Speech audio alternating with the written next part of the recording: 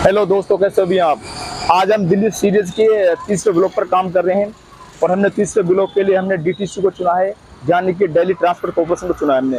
हम आपको बताएंगे जो डीटीसी का इसका निर्माण कब हुआ था और जो डीटीसी जो दिल्ली में सबसे बड़ी बस सेवा है दिल्ली के अंदर, उसके कितने रूट्स हैं, उसके कितने उसके डिपो हैं और कितने प्रकार की उसकी बसें दिल्ली में चलती हैं, हम सारे आपको डिटेल में बताएंगे।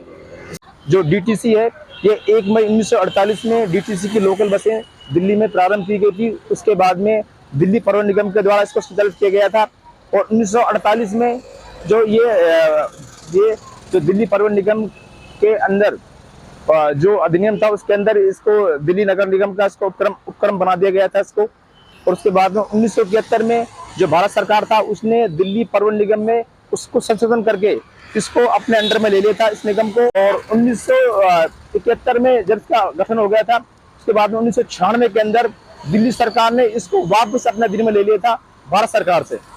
तो अभी हम बताएंगे कि डीटीसी की टोटल दिल्ली में भी 7300 बस चल रही हैं, जिनमें प्लस में क्लस्टर की बसें भी हैं, जो डीएम्स की बस हमें बोल सकते हैं, जो जिनमें से 4100 बसें तो जो है डीटीसी की बसें और जो क्लस्टर की बसें वो शायद 3100 समथिंग में 3100 बसें क्लस्टर की बसें भी हैं। जो डीटीसी की बसों के अंदर कम से कम 16 से 50 इलेक्ट्रॉनिक्स बस चल रही हैं दिल्ली के अंदर और 2800 समथिंग में जो बस ऐसी हैं जो सीएनजी से हैं, जो पुरानी बस हो चुकी हैं, सीएनजी से बस चल रही हैं दिल्ली के अंदर। तो अभी 2024-25 के अंदर जो दिल्ली के जो परिवहन मंत्री थे कैलाश गहलोत जी ने दिल्ली के लिए जो 10 को बजट पास करा था उसके अंदर 5700 करोड़ रुपये इसको परिवहन मंत्रालय को दिया गया था, विकास के लिए दिया गया था। और इसके बावजूद जो दिल्ली में जो आम आदमी पार्टी की गवर्नमेंट से उसने 2019 के जनवरी 2019 के अंदर जो यहाँ की गवर्नमेंट्स के लिए यहाँ पे बसों में फ्री स्कीम लेकर आए थे वो, तो उसके बावजूद 2019 से लेकर 24 तक का जो टोटल खर्चा था जो फ्री वुमेन्स के लिए यात्रा के लिए बसों में, तो उसका समथिंग 1000 करोड़ टोटल खर्चा बैठा था उसके लिए। और उसके इन 4 सालों के अंतर 100 करोड़ जो टिकट थे, जो फ्री के टिकट जो लेडीज लेती हैं बसों में फ्री टिकट ट्रेवल करने टिकट, वो सबसे 100 करोड़ टिकट खरीदे, मतलब वो वितरित हुए थे। तो इस तरह से डीटीसी काफ़ी सेवा दे रही है दिल्ली के अंदर 1948 के बाद में। और दिल्ली के अंदर 34 डिपो हैं डीटीसी के और 606 यहाँ पे इसके रूट्स हैं डीटीसी के। और इसका 3 यहाँ पे अंतर्राष्ट्रीय बस अड्डे हैं। एक तो आनंद विहार बस अड्डा है, एक सरायकाला का बस अड्डा है, एक कश्मीरी गेस्ट बस अड्डा है। हम आपको तीनों बस अड्डे भी दिखाएंगे ज़्यादातर किस तरह से बस अड्डे वहाँ पर किस तरह से लोग डेली ट्रेवल करते हैं। और डीटीसी की बसों में डेली कम से कम 41 लाख लोग ट्रेवल करते हैं डेली। अब हम बस में जो रेड बस है दिल्ली को डीटीसी की उसमें चढ़ रहे हैं और हम जा रहे हैं कश्मीरी गेट की तरफ सफर कर रहे हैं। और ये 2010 में राष्ट्रमंडल खेलों के दौरान इसको लागू करा गया था दिल्ली गवर्नमेंट्स ने। उस टाइम दिल्ली की डिप्टी सीएम उस टाइम दिल्ली की जो सीएम थी शीला दीक्षित थी उस टाइम। तो उस टाइम 2010 के बाद में ये सारी सीएनजी बसें दिल्ली में चली थी। लाल रंग की लाल, हरे और नारंगी रंग की बसें भी 2010 के बाद में स्टार्ट हुई थी। तो इनका जो किराया है इनका तो 10, 15, 25 के बीच में किराया होता है इनका। और जिनका महीने के पास होता है इनका वो एक दिन के 50 रुपये का होता है और मंथली होता है 1050 रुपये के पास होता है। तो ये पूरी एसी बस है देखो पूरी, और इसमें 3 सीटें आ गई हैं, 3 सीटें पीछे की तरफ है इसके अंदर। 2010 के बाद में बसें चालू हुई थी, राष्ट्रमंडल खेलों के दौरान इन बसों को चालू किया गया था। बाकी भी अभी दिल्ली के अंदर इलेक्ट्रिकल बस आने वाली है, तो इन बसों को अभी ये क्या सारी बसें सीएनजी की सारी बसें चल रही है दिल्ली के अंदर। तो अभी 2025 तक दिल्ली के अंदर 12,000 इलेक्ट्रिकल बसों की दिल्ली गवर्नमेंट ने रखी है। इसमें सीएनजी बसें भी इसमें इंक्लूड होगी। तो देखो सर हम दिखाया आपको, ये रेड कलर की बस है जो 2010 के बाद में दिल्ली गवर्नमेंट ने इसमें जो सड़क परिवहन निगम के अंदर इसको इंक्लूड करा था। पूरी एसी बस है, पूरी एसी में बैठने में आया था। इसका जो मिनिमम किराया 10 रुपये है, 10 से 15-25 किराया होता है इसका। और इसका पास बनता है हेलो दोस्तों, अभी हमें दिल्ली के सबसे बड़े और भारत देश के सबसे बड़े बस अड्डे पर, जिसका नाम है महाराणा प्रताप बस अड्डा या कश्मीर गेट बस अड्डा, इसको 1976 में खोला गया था, लेकिन 1993 के अंदर इसको परिवहन विभाग को दे दिया गया था। ये टोटल 13 एकड़ क्षेत्र में फैला हुआ है, जहाँ से प्रतिदिन 800 बसें जाती हैं। यहाँ से ज़्यादातर बसें नॉर्थ इंडिया के लिए ज़्यादा बसें यहाँ से जाती हैं, जैसे कि उत्तर प्रदेश हो गया और जो हिमाचल हो गया, सारी नॉर्थ इंडिया के लिए बस यहाँ से ज़्यादा जाती है। इसके बाद में 2 और अंतर्राष्ट्रीय बस अड्डे खोले गए थे, जिसका नाम, एक का नाम आनंद विहार अंतर्राष्ट्रीय बस अड्डा है, दूसरे का नाम सरायकाल का बस अड्डा है। और 2011-12 के अंदर इसका जो मुख्य भवन था, उसका पुनर्निर्माण के लिए 70 करोड़ रुपये गवर्नमेंट ने दिए थे। इसके बाद कुछ टाइम की जो मुख्यमंत्री थी शीला दीक्षित जी, उनके नेतृत्व में 2013 में इसका उद्घाटन किया गया था। तो इस जो महाराणा प्रताप अंतर्राष्ट्रीय बस अड्डा है, इसके टोटल 45 गेट हैं आने के लिए, और जाने के लिए तो टोटल इसमें 13 गेट हैं और 8 गेट इसका भी निष्क्रिय गेट है। आवाज नहीं करती है ये ना, एक तो इसका देखो, इसमें एक इसमें जीरो पॉल्यूशन है, बिल्कुल आवाज नहीं करती बिल्कुल भी। ये नहीं पता कि बस आगे ही नहीं है स्टैंड पे भी। ये लगा लो आप ऐसा नहीं पता लड़ा बस जो पहले जी जी उसमें तो ये रही है ये डल्ले में इतनी आवाज आ रहा है।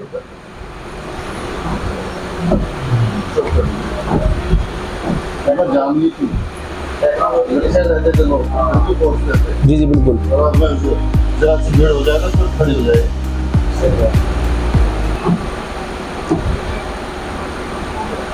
सर अभी उनमें जो नारंगी वाली बस है उसमें भीड़ चलती रहती है अभी, पता है ना। संतरा वाली कलर वाली बस है ना, संतरा कलर वाली टीटीसी की, इसमें शाम में भीड़ होती होगी, शाम के टाइम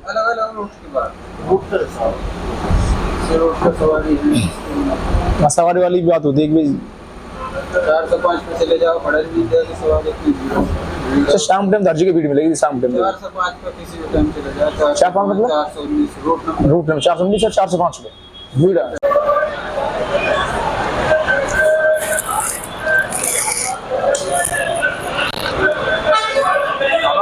आबा चना दाल नमकीन खावा।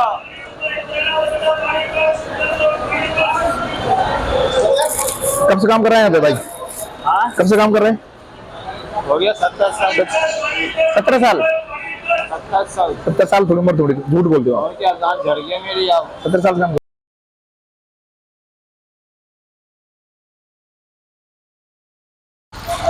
हेलो दोस्तों, अभी हमें वीर हकीकत राय अंतर्राष्ट्रीय बस अड्डे पर, इसका दूसरा नाम है सरायकाल का बस अड्डा, ये जो कश्मीर गेट बस अड्डा था, यानी कि जो महाराणा प्रताप अंतर्राष्ट्रीय बस अड्डा था, उसकी वहाँ पे भीड़ की अवस्था को देखते हुए और इसको बनाया गया था वीर हकीकत राय अंतर्राष्ट्रीय बस अड्डे को। तो ये मेरे दोस्तों, ये 1996 में बनकर तैयार होता पूरी तरीके से, और इसमें 80 करोड़ की लागत से बना था टोटल पूरा। और इसके जस्ट पास में ही जो डीटीसी है, उसका डिपो पास में ही है, और जो पास में जो बारामूला एलिवेटेड पुल है, वो जो जवाहरलाल नेहरू स्टेडियम को जोड़ता है, उसके पास में ही है। एक छोटी सी कहानी मैं बताता हूँ आपको। मैं 1957 में एक सिडनी की कंपनी थी, अल्बर्ट ट्रेवल्स कंपनी थी, जो क्या करती थी, उस टाइम इंडिया से लंदन बस चलती थी पहले। ये मैं आपको 1957 की बात बता रहा हूँ। तो उस टाइम जो टोटल मतलब लगा लो कि लंदन से होके बस इंडिया आती थी, टोटल उस टाइम के ये लगा लो कि 45 दिन का सफर हुआ करता था, और उस टाइम टोटल खर्चा होता था 145 पाउंड का खर्चा। तो अभी हम आपको दिखा रहे हैं कि जो पास में देखो सारा ये जो अंतर्राष्ट्रीय बस अड्डा है, वीर हकीकत राय अंतर्राष्ट्रीय बस अड्डा, ये पास हम इसके मेन गेट पे खड़े हैं, मेन गेट पर खड़े हैं। अभी हम डीटीसी की जो नारंगी बसेस में चढ़ गए हैं, और ये भी सीएनजी बस है। और 2010 के अंदर जो राष्ट्रमंडल खेल तो दिल्ली में शुरू हुए थे, तुरंत उस दौरान इनको चालू करा गया था दिल्ली के अंदर। ये दिल्ली की नॉन एसी बस है, इसमें एसी नहीं है, सीटें काफी भी काफी आ जाते हैं। किराया इसका 5 भी है, 10 भी है, 15 भी है, डिस्टेंस के हिसाब से किराया इसका। बाकी इसका डेली का पास भी बनता है, और एक दिन के पास इसका 40 रुपये का है, और मंथली पास बनाना 60 से का मंथली पास बनेगा इसका। बाकी अभी ये सीएनजी के अंदर ये सारी बसें चल रही हैं। बाकी ये बस है, जो नारंगी बस है, ये जो निजी कंपनी है डीएम्स, इसके अंडर में काम करती है। ये दिल्ली गवर्नमेंट के अंडर में काम नहीं करती है। ये डीएम्स कंपनी निजी गवर्नमेंट्स की निजी संस्था, निजी कंपनी है, उसके अंडर में ये बस चल रही है। नारंगी कलर की बस है ये, और नॉन एसी बस है ये। अभी हमें स्वामी विवेकानंद अंतर्राष्ट्रीय बस अड्डे पर, स्वामी विवेकानंद अंतर्राष्ट्रीय बस अड्डे पर हैं, और इसका दूसरा नाम आनंद विहार बस अड्डा भी है इसका। और यहाँ पे हम आए, और ये जो बस अड्डा है ये 1993 में शुरू, ये ऐसा काम शुरू हुआ था, और 96 में बनकर तैयार हो गया था। मतलब इस 96 के अंदर इस पे बस चलने लगी थी, बस अड्डे के ऊपर। जो स्वामी विवेकानंद अंतर्राष्ट्रीय जो बस अड्डा है, जो काफी बड़ा बस अड्डा है। जो कश्मीरी गेट यानी कि जो महाराणा प्रताप अंतर्राष्ट्रीय बस अड्डा था, वहाँ पर जब ज्यादा रश हो रहा, ज्यादा भीड़ बढ़ रही थी, उस टाइम उस वक्त इस बस अड्डे को बनाया गया था 93 के अंदर 93 में इसको बनाया गया था। 96 में तैयार होता, बनकर तैयार हुआ था। तो यहाँ से मतलब नॉर्थ स्टेट के लिए बस जाती है, जैसे कि यूपी हो गया, यूपी हरियाणा के लिए बस जाती है यहाँ से, और दिल्ली के कुछ हिस्सों के लिए भी यहाँ से बस जाती है। तो ये यहाँ से काफी लाखों लोग डेली सफर करते हैं इस बस अड्डे से। और ये 24 एकड़ में, यानी 24 एकड़ में बना हुआ है पूरा। ये काफी बड़ा है, बना हुआ है। तो जो 2023 के अंदर जब कश्मीर गेट का नवीनीकरण हुआ था, तब इसकी नवीनीकरण की बात शुरू की गई थी।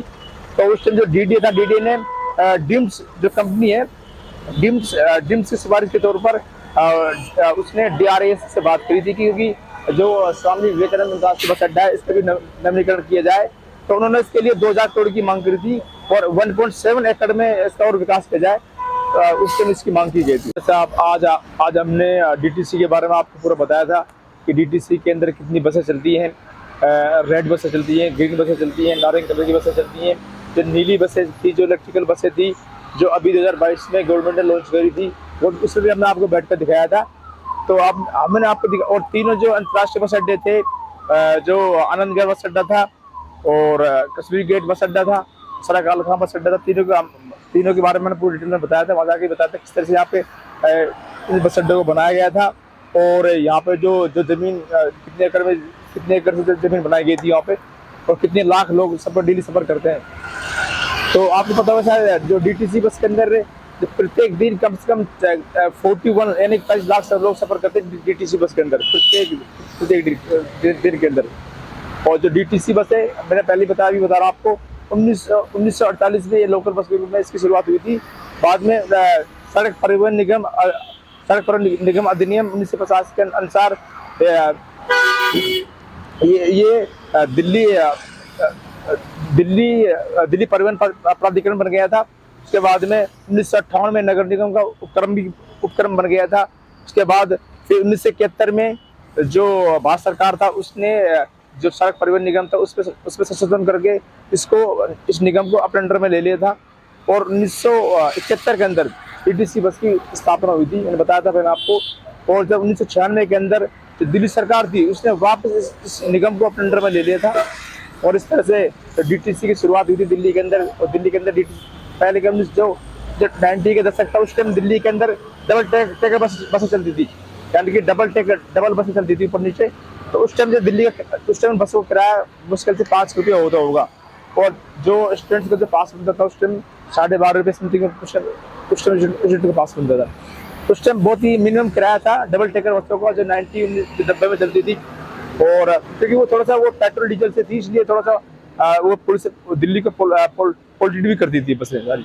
तो उसके बाद में जो सुप्रीम कोर्ट था, उसने 2002 के अंदर उसके सुप्रीम कोर्ट की सिफारिश से इन बसों को बंद कर दिया गया था 2000 के अंदर। फिर 2002 में ही सीएनजी बस की शुरुआत हुई दिल्ली के अंदर। उसके बाद धीरे धीरे 2010 के अंदर जो कॉमनवेल्थ गेम जो दिल्ली में चल रहे थे, उस दौरान ही इस सीएनजी बसों का दिल्ली के अंदर एंट्री हुई थी, और काफ़ी संख्या में सीएनजी बस दिल्ली में चलाई गई थी। इसके बाद में अभी जो डीटीसी की बात करें, अभी डीटीसी के पास में टोटल 7300 बसें हैं। डीटीसी की बात में 7300 बस, जिनमें से जो डीटीसी की बसें हैं उनमें टोटल 4100 समथिंग की बसें हैं। उनके अंदर 16 से 50 उसमें इलेक्ट्रिकल बसें हैं उसके अंदर, और 2800 समथिंग में जो बसें हैं जो सीएनजी की बसें जो पुरानी हो चुकी है। दूसरी जो क्लस्टर की बसें हैं वो 3100 समथिंग में टोटल बसें हैं, जिनमें से 950 बसें ऐसी हैं जिनकी जो समय सीमा थी वो खत्म हो चुकी है। और 9 जून को उनकी समय सीमा खत्म हो चुकी थी। 9 जून के बाद में जो दिल्ली हाई कोर्ट ने उनको उन 947 बसों को बंद कराने का ऐलान करा था। लेकिन जो डीम्स जो कंपनी है, जो निजी कंपनी जो उन बसों को चला रही है, उन्होंने एफिडेविट दाखिल करा था हाई कोर्ट के अंदर कि हमें 15 जुलाई तक हमें मोहलत दी जाए ताकि हम कुछ और कर सकें। तो इस तरह से डीटीसी की बस इस तरह से दिल्ली के अंदर चल रही है। और ये चार कैटेगरी में इसको डिवाइड कर सकते हैं हम। जैसे कि रेड कलर की जो डीटीसी की बस है वो एसी बस होती है, वो एसी फुल एसी बस है उसके अंदर। और वो उसका जो किराया थोड़ा कॉस्टली बसों से, उसका किराया 10 से लेके 10, 15, 25 दिन का टिकट उसका किराया होता है। अगर उसको आप डेली के पास होना चाहते हो तो डेली 50 रुपये के पास बनता है। और मंथली अगर पास चाहते हो आप तो 1050 का उसका पास बनता है रेड कलर की बस का। उसके बाद ना तो ग्रीन नारंगी कलर की जो बसें हैं, जो सीएनजी की एसी बसें, लेकिन ये बसें नॉन एसी बस है, इनमें एसी नहीं है। तो इनका थोड़ा किराया सस्ता है। ये किराया 5, 10, 15 रुपये 3 कैटेगरी में किराया है। और जो इनके मंथली पास बनेगा उनका 40 रुपये से लेकर 80 रुपये का पास बनेगा। जो अभी 2022 के अंदर, जनवरी 2022 के अंदर जो दिल्ली गवर्नमेंट ने जो इलेक्ट्रिकल बस दिल्ली में लॉन्च करी थी, तो अभी दिल्ली में काफ़ी इलेक्ट्रिकल बस चल रही है इस टाइम। दिल्ली गवर्नमेंट के पास 50 इलेक्ट्रिकल बस है। जो इनमें इलेक्ट्रिकल बस में इस समय बेनिफिट क्या है, एक तो ये दिल्ली को पोल्यूट नहीं करती है और जीरो स्मोकिंग है। और इसमें ये नॉइज भी नहीं करती है इसके अंदर। दूसरी बात, ये वुमेन सेफ्टी के लिए बहुत बेहतरीन है। इसके अंदर एक पैनिक बटन लगा हुआ है। अगर कोई इमरजेंसी हो जाती है तो आप पैनिक बटन को दबाकर डायरेक्टली जो कंट्रोल रूम से डायरेक्टली कनेक्टेड हो सकते हो आप। दिस इज बेस्ट बस इन दिल्ली। तो इसके बाद अगर हम बस की बात करें तो 1999 में जो अटल बिहारी वाजपेयी थे, तो उस वक्त दिल्ली से लाहौर बस जाती थी। तो उस वक्त लेकिन 2002 के अंदर जो पार्लियामेंट में जाते हैं उसके बाद में उस सेवा को दिल्ली जो लाहौर सेवा थी, इंडो पाकिस्तान के जो रिलेशनशिप थे, उस पर थोड़ा ज़्यादा झटका पड़ा था। उस बस को बंद कर दिया था। 2003 में भी इसकी शुरुआत करी गई थी, लेकिन बाद में वो शुरुआत उसकी हो नहीं पाई थी। तो इस तरह से डीटीसी दिल्ली में काफ़ी समय से 1948 से लेकर अब 24 तक काफ़ी दिल्ली में सेवा दे रही है। दिल्ली का एरिया है, दिल्ली का 1483 किलोमीटर दिल्ली का टोटल एरिया है। यहाँ के अंदर कम से 3.25 करोड़ की जनसंख्या रहती है। जो 7% जो यातायात को जो कवर करता है वो डीटीसी कवर करता है। बाकी खुद की पर्सनल गाड़ी होती है, रिक्शा होता है, टेम्पो होता है, ये कवर करते हैं। बाकी मेट्रो भी काफ़ी यातायात को कवर करती है, लेकिन 60% जो यातायात को कवर करता है वो डीटीसी कवर करती है। तो इस तरह से डीटीसी की बहुत अच्छी भूमिका है यातायात को दिल्ली में कवर करने के लिए। और आने वाले समय में जो दिल्ली गवर्नमेंट ये चाहती है कि दिल्ली के अंदर कम से कम 11 से 12,000 की बसें उपलब्ध हो, जिसमें से 8,000 बस तो वो इलेक्ट्रिकल बस चाहते हैं, बाकी सीएनजी बस उसमें चाहते हैं, ताकि दिल्ली के अंदर पोल्यूशन कम हो जाए और दिल्ली में 0% स्मोकिंग रहे। तो इस तरह से दिल्ली में